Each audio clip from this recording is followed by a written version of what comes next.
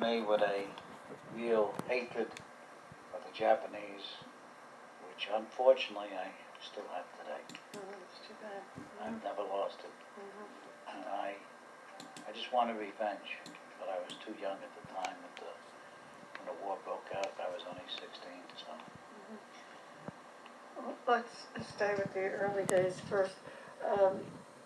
I was talking to you at the reunion, and you said that you remembered something about the KKK in Valley Stream. Yes, when I was a young fella, I'm trying to put a year to it in my mind, but I can't. I remember once a year, I think it was at least once a year, they went by with their capes on and these open cars carrying torches.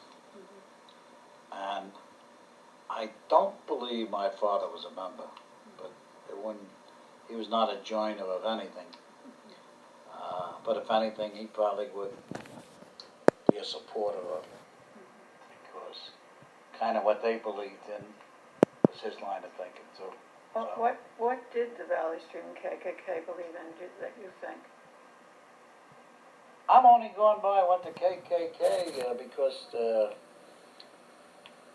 we never had blacks really in this town, to my knowledge. We had one family up by the incinerator. They didn't build a Catholic church here till 37, 38, St. Mary's. And my neighborhood was all Scandinavian and German, and everybody was Protestant. So you wonder what it was all about? Yeah, I never really knew. And I really didn't care. No. You know, it wasn't thrown at me.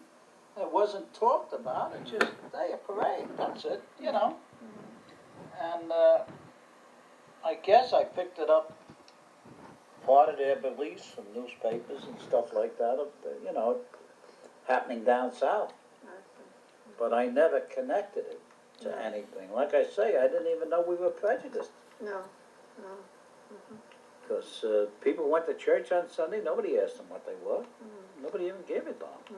You know, they didn't care, they went to church. It was just, Sunday was as they say, you rest the seventh day. That's what it all was about. Were your family members of a church in Valley Stream? My mother was a member of the St. Paul's Lutheran Church.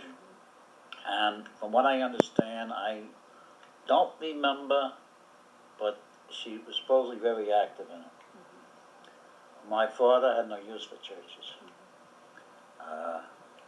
I often wondered where they got married, but he really did not like them. And of course, it's later on with the bar in the city. Most of his customers was Catholic, and he had no use for the Catholics either. He couldn't let it on, do the business, you know. So, he might have got his prejudice in the city, where when he came over here from Germany,